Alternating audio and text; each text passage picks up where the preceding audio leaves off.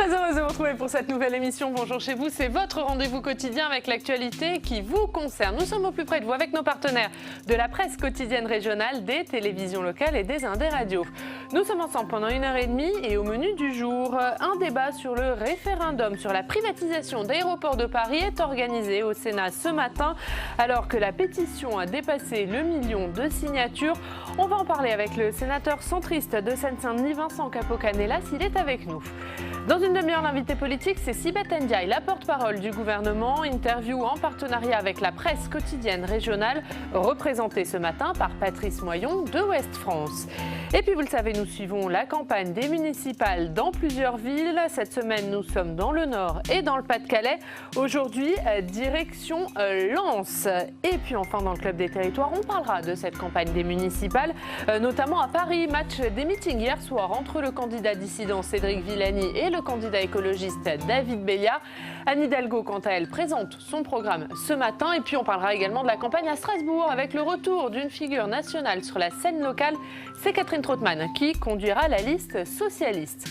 Mais avant cela, voici les autres informations de ce jeudi 6 février. 9e journée de mobilisation contre la réforme des retraites. Les opposants au texte vont descendre dans la rue dans plusieurs villes de France. La CGT appelle à une opération port-mort. De son côté, l'Assemblée nationale poursuit, elle, l'examen de la réforme en commission. C'est début avril que l'on connaîtra les conclusions de la commission d'enquête sénatoriale sur l'incendie de l'usine Lubrizol.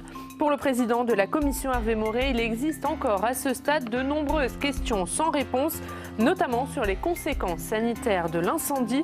La commission va procéder à de nouvelles auditions, dont celle de la ministre de la Transition écologique, Elisabeth Borne. Et puis plus de 1000 hectares sont partis en fumée en Corse et l'incendie n'est toujours pas éteint. Le ministre de l'Intérieur, Christophe Castaner, est allé sur place hier. Il est resté 1 heure auprès des sapeurs-pompiers. Et puis Christophe Castaner, hier, qui s'est également rendu à la préfecture de Corse à Ajaccio pour déposer une gerbe en hommage au préfet Claude Érignac. Ça fait 22 ans, jour pour jour, que le préfet a été assassiné. Et on débute avec le sénateur du jour. Bonjour, élu de Seine-Saint-Denis, qui siège dans le groupe centriste. Bonjour Vincent Capo-Canellas, merci d'être avec nous. Vous êtes également questeur du Sénat. De nombreux sujets d'actualité avec vous. On va commencer par la réforme des retraites. Nouvelle journée de mobilisation aujourd'hui, c'est la 9e. Emmanuel Macron qui a redit hier en Conseil des ministres qu'il tenait bon sur ce texte, qu'il ira jusqu'au bout de la réforme. Est-ce qu'il a raison de tenir bon ? Je crois que sur le projet global, il y a plutôt une adhésion à l'architecture du projet. Maintenant, dans le détail, on voit bien qu'il y a beaucoup de mines et que la concertation a été ratée. Et le gouvernement s'est enlisé dans cette affaire-là. Alors le président est dans son rôle pour affirmer un cap, mais je crois qu'il faut aussi se dire que beaucoup de professions et beaucoup de situations restent aujourd'hui à traiter, beaucoup mieux que ça n'a été. Et donc les jours qui viennent me paraissent cruciaux pour qu'à l'Assemblée nationale, il y ait un certain nombre d'ouvertures aussi sur ce dossier.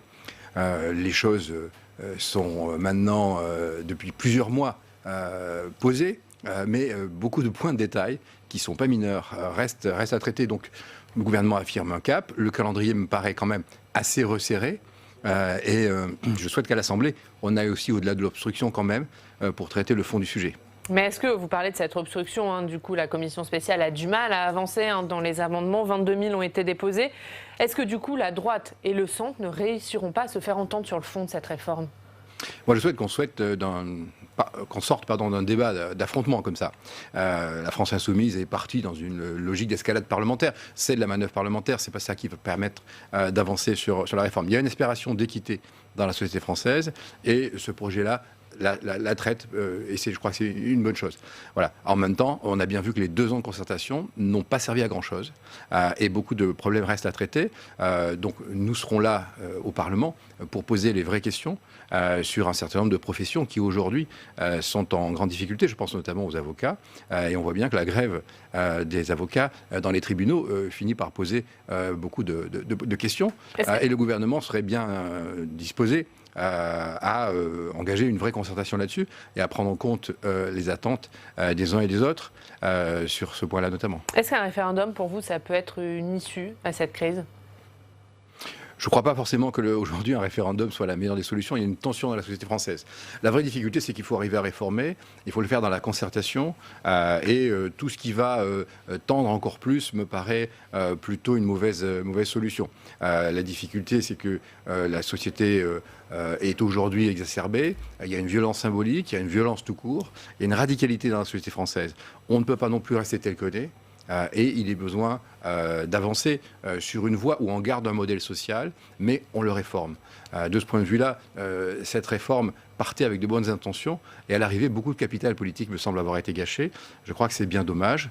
Et il faudra aussi arriver à ce que cette affaire des retraites n'enlise pas tous les sujets de modernisation de la société, mais le prix à payer me paraît extrêmement fort aujourd'hui. Je crois que le gouvernement a grillé beaucoup de cartouches, si vous me passez cette expression-là, là-dessus, et qu'il faut maintenant, à un moment donné, retrouver une impulsion politique. La France doit se réformer. L'Europe est un horizon pour nous. La France qui se referme sur elle-même, c'est pas une bonne chose. Mais aujourd'hui, il y a un problème de méthode. Il y a un problème de méthode qu'on voit sur différentes questions. Et à mon avis, le gouvernement et le président de la République devraient redonner du sens. Il y a une légitimité à cette réforme, mais pas dans la méthode telle qu'elle a été conduite. Et là, il y a un vrai problème qui est posé à tous. Alors, dans ce contexte, le Sénat a voté cette semaine la proposition de loi de Bruno Retailleau sur le service minimum réel garanti, quitte à réquisitionner des grévistes. Valérie Pécresse, la présidente de la région Île-de-France, dit qu'elle est d'accord sur ce point. Ce sont des solutions qu'elle avait elle-même proposées. Et question à l'élu francilien que vous êtes, Valérie Pécresse, elle souhaite ouvrir à la concurrence le Transilien d'ici 3 ans et le RER et le métro d'ici une dizaine d'années. Est-ce que pour vous, c'est une bonne chose ? C'est une très bonne chose. La loi le permet. Et je crois que la région, en tant qu'autorité organisatrice des transports, prend ses responsabilités. La présidente Valérie Pécresse a fait des propositions d'ailleurs qui visent aussi à améliorer le service public, à améliorer la qualité, à essayer de baisser les coûts globaux du système de transport. Nos compatriotes en Île-de-France notamment ont vécu des moments particulièrement difficiles dans les dernières semaines. Voilà, c'est une grande difficulté que se déplacer en Île-de-France. Beaucoup de paradoxes à ça, mais c'est une galère du quotidien. Et tout ce qui permettra d'améliorer la qualité du service public et de faire que demain, avec la concurrence, on améliore l'offre de transport. Et l'avancée pour les RER et les métros, puisque la loi le permet à plus long terme, il faut avancer pour pouvoir le faire à plus court terme. Il faut franchir ce pas, c'est une nécessité pour chacun. Moi, je suis un usager du RER B, je vois bien. Il faut modifier la loi mobilité pour que la concurrence puisse se faire plus tôt ? Aujourd'hui, un certain nombre d'échéances ont été posées dans les textes de loi qui permettent à la région d'avancer tel qu'elle le souhaite. Je crois qu'il faut le faire posément mais fermement. Il y a une nécessité majeure d'améliorer l'offre de transport en Île-de-France. C'est une galère du quotidien pour chacun. Allez, autre sujet, c'est cette proposition de loi centriste qui a fait des remous dans la majorité, qui vise à rallonger le congé pour un parent endeuillé. Elle a été rejetée, elle reviendra au Sénat le 3 mars. Mais entre les propositions déjà faites, ce que fait le gouvernement, cette concertation, est-ce que le Sénat aura vraiment son mot à dire sur ce texte ? Je pense que le Sénat va être la chambre qui va permettre qu'il y ait un débat serein sur cette proposition de loi, qui est une très belle intention, qui traite un sujet qui est un sujet difficile. Et trop souvent, le gouvernement n'arrive pas à saisir les perches que lui tend tel ou tel parlementaire. On l'a vu ici d'ailleurs sur les propositions de loi qu'avait fait par exemple Jocelyne Guidez sur les proches aidants. Le gouvernement est parfois dans l'idée que si une idée vient d'un groupe qui n'est pas un groupe directement dans la majorité, elle est suspecte et qu'il faudra le traiter plus tard différemment. Pour vous, c'est ça ? C'est parce que ça ne vient pas de la majorité ou c'est parce que c'est un manque d'expérience politique et qu'ils n'ont pas vu ce que ça allait causer derrière ? Je crois que c'est un manque d'expérience politique et que quelque part, il y a des œillères qui sont inexplicables là-dessus. Quand un parlementaire qui vient de son territoire, qui a vécu une situation personnelle en plus, aussi dramatique que celle-là, fait une proposition de loi, il mérite une écoute. Et s'il faut améliorer le texte pour sa précision juridique ou son effectivité juridique, eh bien le parlementaire est toujours ouvert à ça. Donc c'est une occasion gâchée, c'est un mauvais symbole. Alors après, il ne faut pas accabler tout le monde, il faut maintenant se mettre autour de la table, et je pense qu'il faut le faire avec l'auteur de la proposition de loi, Guy Bricout, qui, semble-t-il, est toujours en situation d'attente, d'ailleurs, pour que ce dialogue se noue enfin. Et vous allez travailler avec lui, du coup, au groupe centriste ? Nous souhaitons permettre que cette proposition de loi devienne effective. Les parlementaires sont aussi bridés parce qu'ils ne peuvent pas accroître les charges publiques. Donc voilà, il faut que le gouvernement y mette du sien pour permettre que cette proposition de loi soit financée. Ça restera une proposition de loi centriste ou ça sera une proposition de loi de l'ensemble du Sénat ? C'était une des pistes envisagées. On va voir. Je crois que tout ça n'est pas tranché. Ce qui compte, c'est pas tellement la paternité, c'est de faire qu'une réponse soit apportée à un vrai sujet humain. Autre proposition de loi, c'est celle de Philippe Bas cette fois-ci, proposition de loi constitutionnelle soutenue par Bruno Retailleau et votre président de groupe Hervé Marseille pour réaffirmer la prééminence des lois de la République. Est-ce qu'à quelques jours du discours annoncé d'Emmanuel Macron, c'est pas une manière pour la droite et le centre de faire un coup politique ? Il y a une dimension d'interpellation. Bon, on est proche aussi d'un ensemble d'échéances. Mais cela dit, la société française doit aussi trouver le bon cadrage par rapport à un certain nombre de phénomènes dans la société française. Je suis un élu de banlieue, je vois bien ce qui se passe et je le vis au quotidien. Et pour vous, il y a nécessité d'armer cette Constitution, elle n'est pas assez armée à l'heure actuelle pour lutter contre le communautarisme et la radicalisation. C'est de redonner un cadre et de rappeler que nous avons des règles communes, que nous devons les respecter ensemble et que la laïcité au quotidien, le respect de la femme notamment, ça fait partie des valeurs de notre société et que ça ne peut pas être aliéné de quelque façon que ce soit. Il y a un respect des croyants, mais en même temps, il y a des valeurs communes qu'il faut respecter. Alors après, il faut regarder l'effectivité juridique, là encore, notamment sur la question des repas dans les cantines. Il y a un certain nombre de choses aussi qu'il faut savoir gérer avec doigté. Et je voudrais vérifier que cette proposition de loi constitutionnelle n'aura pas d'effet inattendu. Voilà, donc l'intention est bonne. Comme effet inattendu ? Je crois que simplement, il y a des jours où on fait des repas qui sont des repas sans viande, par exemple. Bon, il faut pouvoir continuer à le faire. Voilà. Gardons un cadre, fixons des règles, affirmons que la société est laïque. Mais faisons attention aussi quand même à ce que sur le terrain, on puisse appliquer tout ça, parce que le pire serait de faire la démonstration que tout ça ne marche pas. Allez, on va parler du débat qui a lieu ce matin au Sénat, débat sur le référendum qui concerne la privatisation d'Aéroports de Paris. On voit ça avec Steve Jourdain.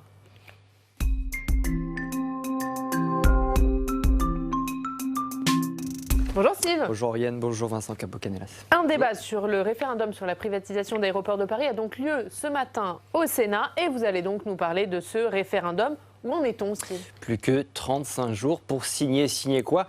Eh bien, le soutien au référendum d'initiative partagée. Il s'agit d'une pétition pour l'organisation de la tenue d'un référendum sur la privatisation du groupe ADP. ADP, c'est Roissy, Orly et le Bourget, notamment.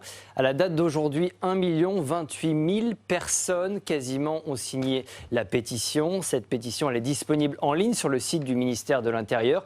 Mais le compteur progresse extrêmement lentement depuis début décembre et le passage du seuil symbolique d'1 million de signatures. Et pourtant, rappelez-vous, Oriane, ce seuil symbolique d'1 million avait suscité un véritable élan d'enthousiasme chez les élus opposés à la privatisation. Certains sénateurs avaient même rejoint des députés devant l'Assemblée nationale pour célébrer le cap du million. Écoutez le socialiste Patrick Caner, tout sourire à notre micro. C'est une date qu'on peut considérer comme historique parce que finalement il n'y a que 4 ou 5 pétitions de ce type qui ont pu aller jusqu'au million dans notre pays, dans l'histoire numérique, premièrement, et deuxièmement dans des conditions bien plus difficiles.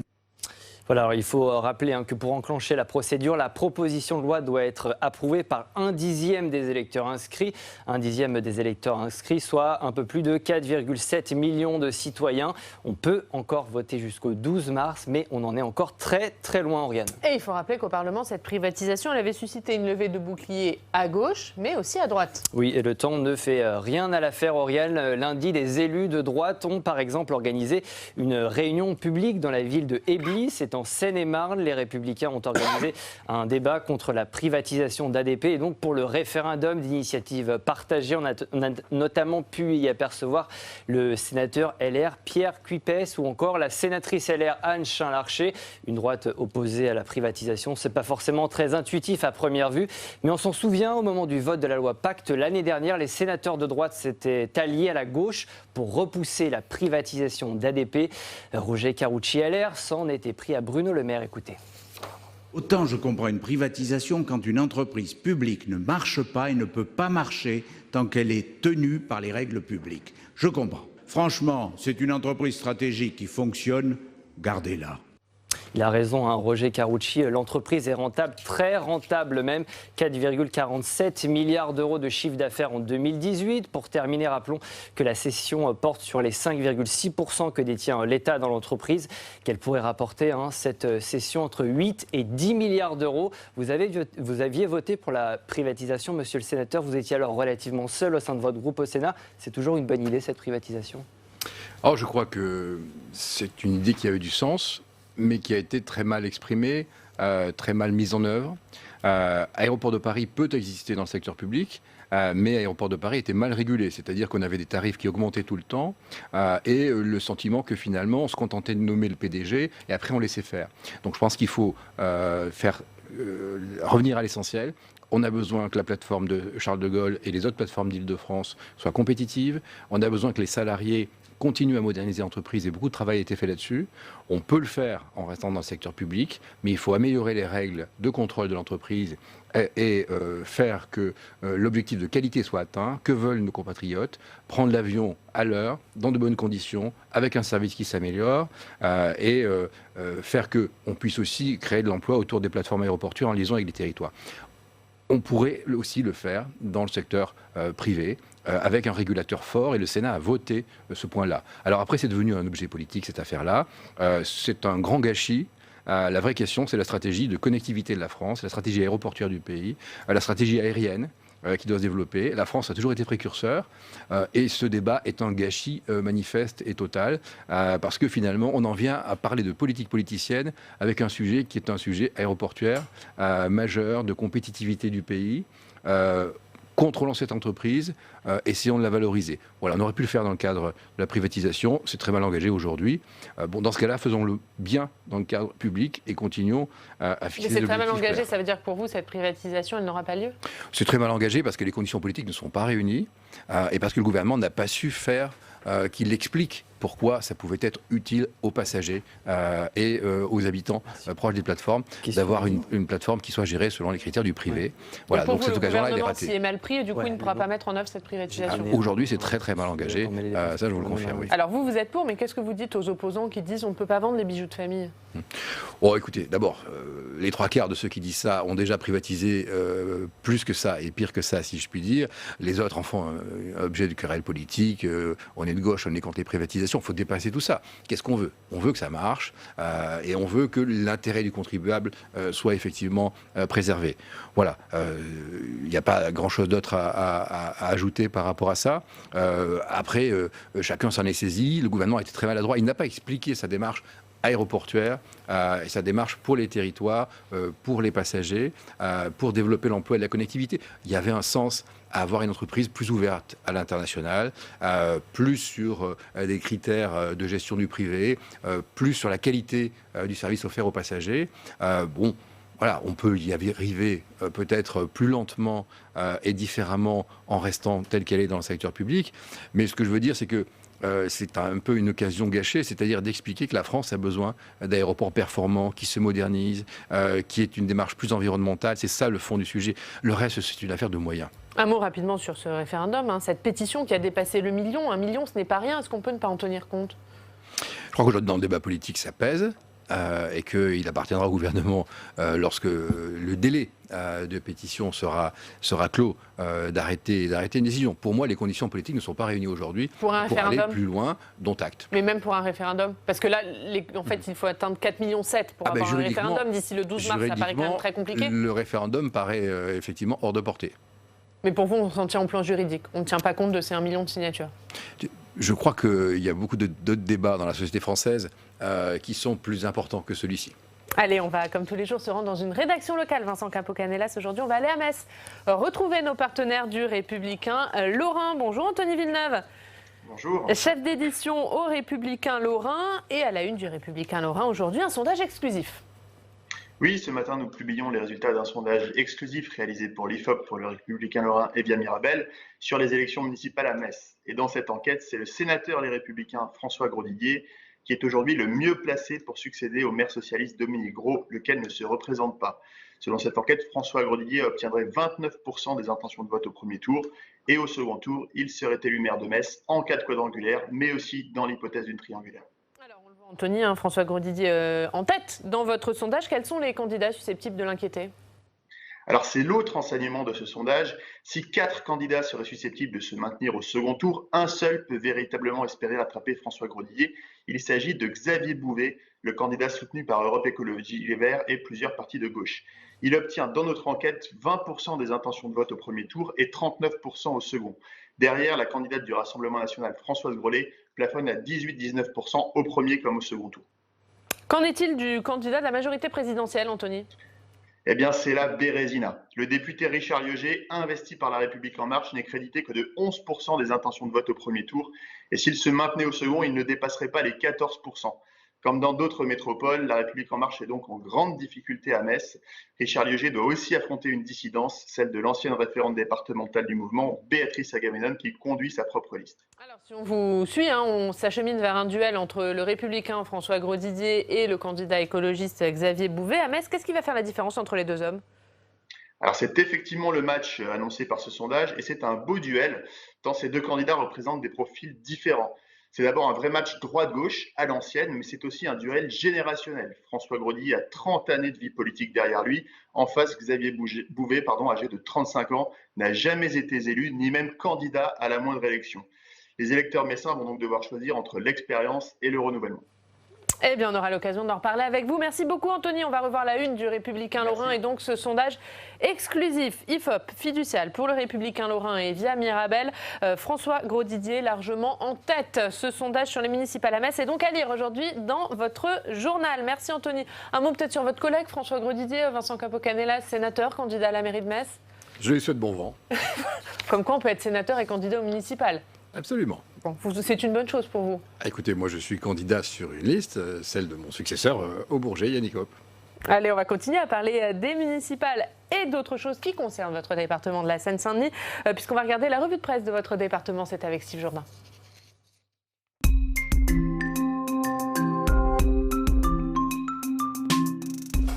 Steve, à la une ce matin, le Grand Paris Express et les sites desservant les sites olympiques, et il y a du retard. Ouais, ça sera pas prêt pour 2024, nous dit le Parisien. Les lignes 16 et 17 du Grand Paris Express devaient être mises en service pour les JO 2024. Ces lignes devaient servir à relier les sites des Jeux en Seine-Saint-Denis, mais on apprend que le calendrier accuse aujourd'hui un an de retard, un retard qui serait très difficile à rattraper, Oriane. Vincent Capo-Canelas, un mot là-dessus ? J'étais hier au Bourget justement pour le lancement de 3 tunneliers des lignes 16 et 17. On a salué les compagnons qui travaillent.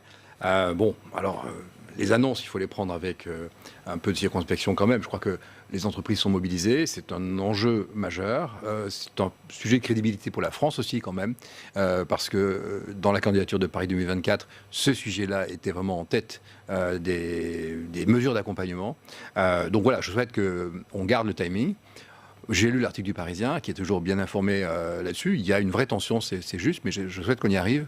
Et je crois que chacun est mobilisé pour ça quand même. Allez, on va reparler des aéroports parisiens, des aéroports qui vont devenir propres. Ouais, ils seront bientôt alimentés en énergie verte à partir de parcs solaires qui leur seront spécifiquement dédiés. C'est ce que révèle Sud-Ouest ce matin. Cette énergie sera fournie par 3 parcs solaires construits pour l'occasion. ADP va acheter pendant 21 ans la production d'électricité de 3 nouveaux parcs qui seront construits dans le Gard, dans le Var et en Charente-Oriane. On imagine que vous soutenez ça, Vincent Capo-Canelas. Il faut faire la transition énergétique du secteur aérien et les aéroports doivent être exemplaires pour l'environnement. Et c'est compliqué à faire ou...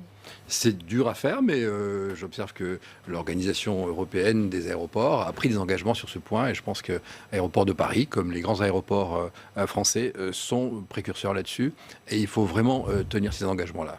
Allez, on va terminer en parlant des municipales. Municipales en Seine-Saint-Denis, bien sûr, les villes communistes face à la division. En 2014, la droite avait remporté 3 communes communistes. Est-ce que le scénario va se répéter le mois prochain? Le parti communiste met en tout cas en garde. Selon le Parisien, la division à gauche risque de profiter à la droite. Dans certaines villes comme Saint-Denis ou Saint-Ouen, plusieurs listes de gauche s'affrontent au premier tour. La ceinture rouge, ce bastion historique du parti communiste, est en tout cas de moins en moins rouge. Elle risque de pâlir encore un peu. Monsieur le sénateur, vous êtes optimiste pour votre formation dans le département ? À Saint-Ouen en particulier, William Delannoy est un très bon maire. UDI, qui est un ami, qui a fait un formidable travail. C'est un maire centriste qui, je pense, sera reconduit. En tout cas, il le mérite. Et puis après, quand je vois la situation du département, je pense qu'il y a des maires sortants qui ont fait du travail dans une situation qui n'est pas simple, un département qui concentre beaucoup d'enjeux. Voilà, la force des élus centristes, centre-droit et modérés, c'est justement d'être attentif à chacun et de servir l'intérêt général. Voilà, beau bilan, un département qui est en mutation. et il nous faut aller plus loin. Un certain nombre de conquêtes ont eu lieu aux dernières municipales. Je souhaite qu'on en ait d'autres. Parce que ce département mérite le meilleur, comme les autres, et ça passera par les élections municipales. Merci beaucoup, Steve. Merci, Oriane. Merci, à tout à l'heure, Steve. Au-delà de la Seine-Saint-Denis, quelle est la ligne de l'UDI du centre pour ces municipales ? Ce sont des projets locaux, des maires enracinés, qui ont pour habitude de s'adresser à tous et d'essayer d'offrir un service public qui s'améliore. Voilà, de travailler sans dogmatisme, des listes larges. Je crois qu'il y a une dépolitisation aujourd'hui. C'est bien. Quand on gère des cantines, quand on gère des routes, quand on gère des écoles, il faut savoir s'adresser à tous. Donc voilà, tradition municipale, proche de nous ici, André Santini, ici les Moulineaux par exemple. Voilà, innovation. Transition écologique aussi, et puis travail avec chacun, parce qu'il faut inventer de nouvelles formes de participation. Donc voilà, nous sommes sur des listes ouvertes, c'est parfois à la carte, c'est ce que je vois peut-être dans votre question, mais je crois que c'est pas plus mal. Voilà. Et c'est surtout que ça pose, on a un petit peu du mal à comprendre la ligne de l'UDI, ne serait-ce qu'au Parlement. Ici, vous êtes avec la majorité de droite, donc plutôt dans l'opposition. Le groupe centriste à l'Assemblée nationale est rattaché à la majorité présidentielle. Est-ce que ça ne révèle pas toute l'ambiguïté de l'UDI et sa difficulté à se positionner finalement ? Alors, ici, nous sommes dans la majorité sénatoriale, mais nous sommes libres de nos votes. Et certains scrutins, notamment sur le texte PMA et bioéthique, l'ont aussi montré. Mais où là, chacun était libre. Mais sinon, vous votez. Bien évidemment, vous êtes plutôt avec la droite sénatoriale. Était libre, et nous souhaitons aussi apporter au pays notre potentiel de réforme. À la fois d'interpellation du gouvernement sur la méthode, mais aussi de soutien lorsque les mesures vont dans le bon sens. Et donc nous sommes bien dans la majorité avec Gérard Larcher, mais nous sommes libres de nos votes. Notre conviction, c'est que le pays doit être réformé, et qu'il faut le faire dans la justice, qu'il faut le faire avec une pratique politique qui soit peut-être plus respectueuse de chacun.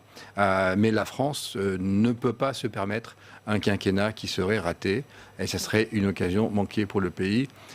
Donc voilà, nous sommes là pour contribuer à ça. Nous jouons en cela notre rôle de parlementaire. Un mot rapidement sur les sénatoriales, puisque des municipales vont découler ces sénatoriales. Quels sont les objectifs pour votre groupe, le groupe centriste ?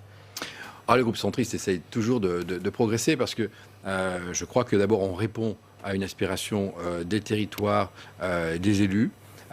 Et que ici, dans cette maison, il y a une grande tradition d'un groupe qui est large, qui permet à chacun de se retrouver. Donc voilà, on a des objectifs de conquête, bien évidemment, et il faut faire exister la voix de ceux qui sont présents dans les territoires et qui veulent porter Mais trop tôt pour des objectifs chiffrés. Évidemment, tout ça sera à regarder après les élections municipales. Merci beaucoup. Merci Vincent Capo-Canellas d'avoir été avec nous ce matin. Dans 2 minutes, l'invité politique, c'est Sibeth Ndiaye, la porte-parole du gouvernement. Elle est avec nous.